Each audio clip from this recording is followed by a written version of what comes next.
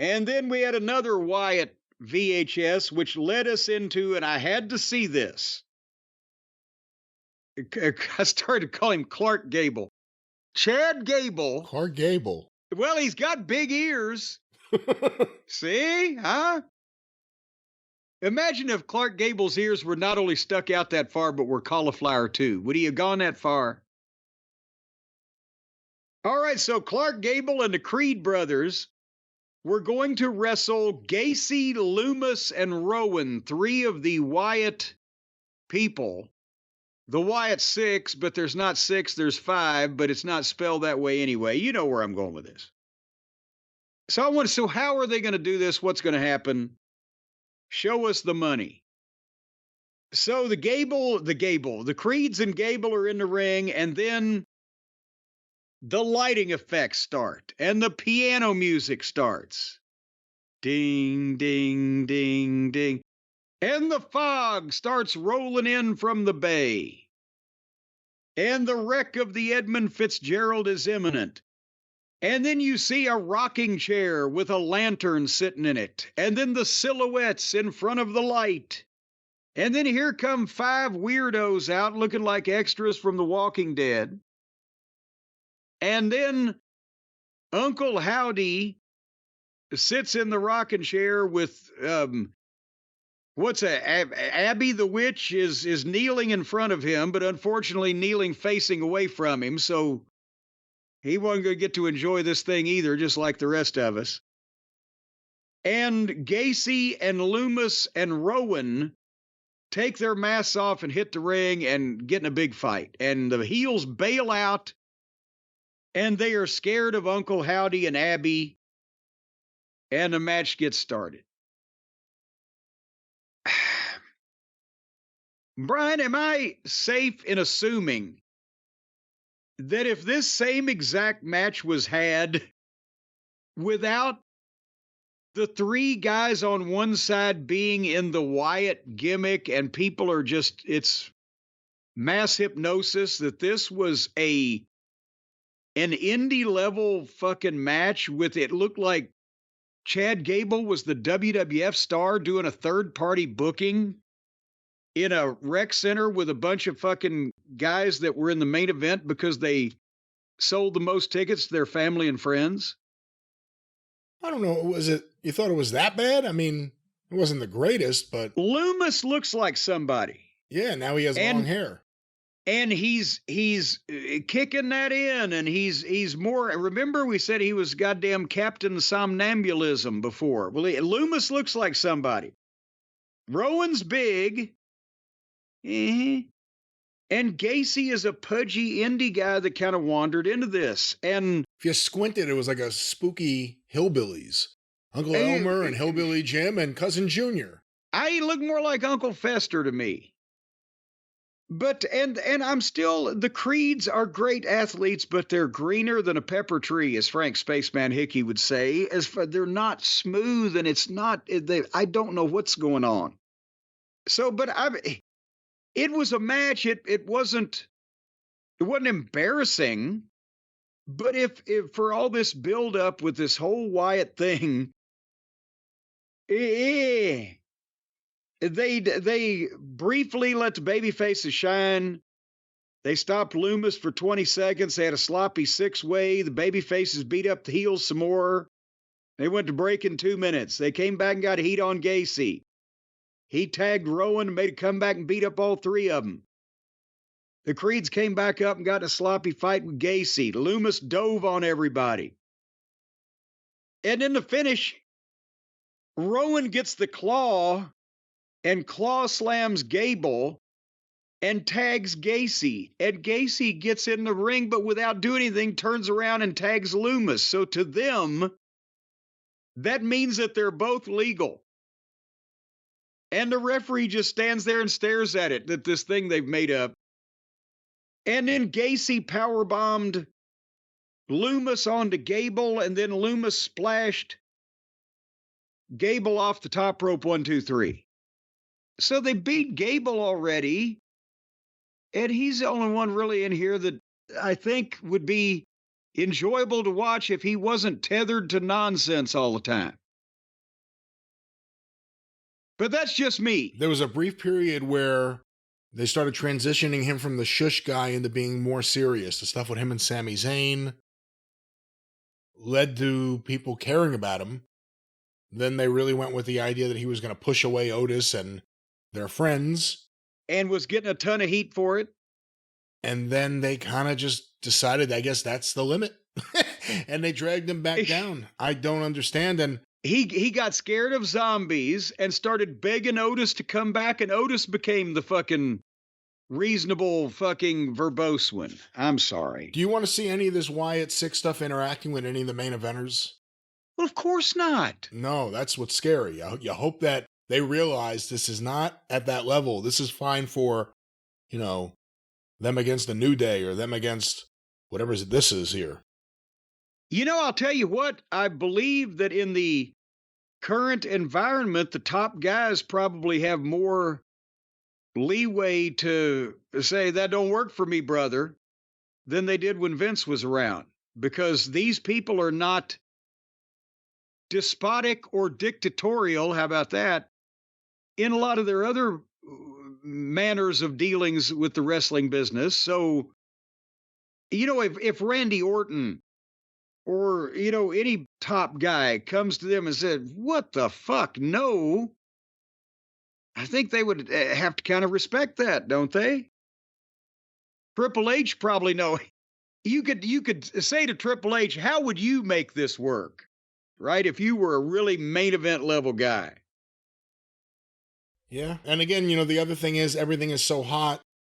It just feels unnecessary to interject this kind of stuff onto the show. That's what I think. And again, people get mad at us. They're not really zombies. Oh, yeah, you're right. And it's not really smoke. It's the fucking guy with the smoke machine popping up in the corner.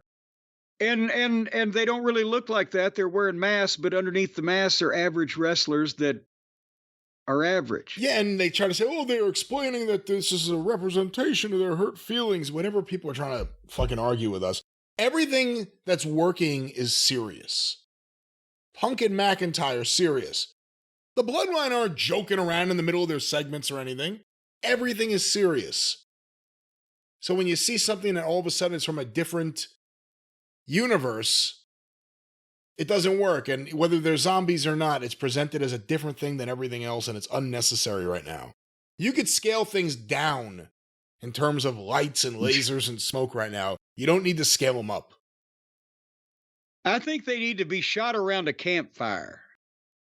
And I'm not talking with firearms. You're a brutal, I mean shot. Brutal man, yeah, really. No, I mean shot. I think it should be shot around a campfire. We'll cook them. Shot by the cameras as they're just sitting around a campfire with some smoke, and they can tell old stories of the bunkhouse in days gone by, like Nelson Royal. Well, that was Raw. Well, that was Raw, and it certainly was. And the first half of it was certainly very good. The end of it may have left something to be desired, but you'll never have something to be desired when, well, that's not even a good way to put it. But ladies and gentlemen, every single month you can get something awesome delivered to you, to your doorstep. You can choose to open the door and accept the package, or just wait for it to be dropped off, but it'll be there every month from our friends at Box of Awesome. See, and you'll get nothing that you desire, but you'll get things you need, or things you want, or things you'll like, or things you'll use. So, desire is a sin anyway, isn't it, Brian? Isn't that one of the 7 deadly sins? It's like coveting and lustling. If you're lusting for things and coveting things, well, you're bad. You're going to hell. Well, our friends at Bespoke Post and Box of Awesome don't want you to go to hell because it's too hard for you to send them money from there. So that's not the reason they care about your soul. Well, they care about your soul and also your wallet. And that's why they want you to buy these things that you need and you want and you will use and will come in handy. But you don't got to get wrapped up in some kind of existential religious fucking experience over whether you're going to the good place or the bad place. With each Box of Awesome, you're also supporting small businesses that may be going to hell in a handbasket. You could be their only lifeline. If you're not buying the Boxes of Awesome every month, then 90% of those small businesses may be 90% out of business. Do you ever think about that? Do you want it on your conscience that some small business over in fucking Ottumwa, Iowa, has had to close their doors, their kids won't go to college, all because you didn't sign up for your incredible Box of Awesome monthly with discounts of up to 30%, Brian? Would you want that on your conscience? Ottumwa, Iowa, that's where Twin Galaxies is, I believe. But no, I would not want that. But I do not think guilt is an appropriate measure to convince people to listen to your message. Well, what about greed? If you're getting this stuff at a discount of up to 30% off or more sometime, well, then you could turn around and resell this to some other sucker at a profit. And then you'd still be supporting mom and pop. No, let's not talk about resale. Let's talk about a single purchase, which leads to the product being in your hands. And again, wonderful products from wonderful, wonderful small town people. Small town. Some of them have moved to the big city now. They've got a little small garrets. Now they got small garrets, apartments. Garrets in the basement underneath where people used to write novels and shit back in the old days. But, well, here's the thing. I just mentioned the discount because if you're getting a bunch of valuable items that people would love to have and you're getting them at a big discount, well, then you're filling your home up with valuable stuff that you're not paying full retail for. So if anything ever happens to you, tell the kids, well, maybe don't tell your spouse. That might spur them into some kind of action involving poison or a blunt instrument. But tell your kids, hey, when I'm gone, when I kick the bucket, buy the farm, bite the big apple, you got to sell all this stuff that I got from Box of Awesome. You'll make a fortune. So think of it as when you sign up for your monthly box across a ton of different categories after you go to boxofawesome.com. and you take that quiz, you tell them what you're interested in, then you can put these things back in a special closet, up on a shelf with a note, do not disturb, saving this for my children's inheritance.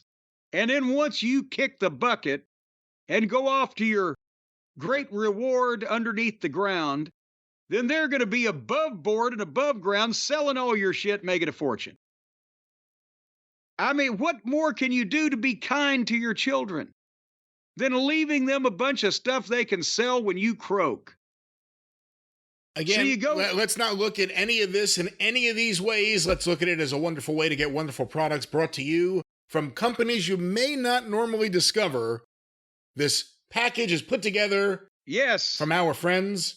They stay under the radar, these companies. A lot of them even operate under assumed names or doing business as, type of thing. They are small businesses with small budgets. They may not have the advertising and marketing budget that other companies would have. So that's right. They have to rely on these kind of wonderful sources, whatever I'm saying here with words. The opportunity for a big platform like Box of Awesome to carry their goods and distribute them around the world. And some of them, as you said, may not have big budgets. That's why they shorten their names.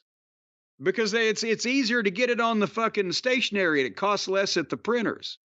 So they take on other names from time to time, but nothing they're prohibited from doing in a court of law. As a matter of fact, every time you get a Box of Awesome that contains a product from someone who has been convicted in a court of law, you get a special notification. This was produced by a criminal. No. First of all, there's nothing we could tell you about criminal product other than, what am I trying to say, ladies and gentlemen? Listen, you don't have to worry about any. Box of Awesome are really nice people, and they support this show, and they do their best to have reputable people. They vet them. That's right. They do their absolute best.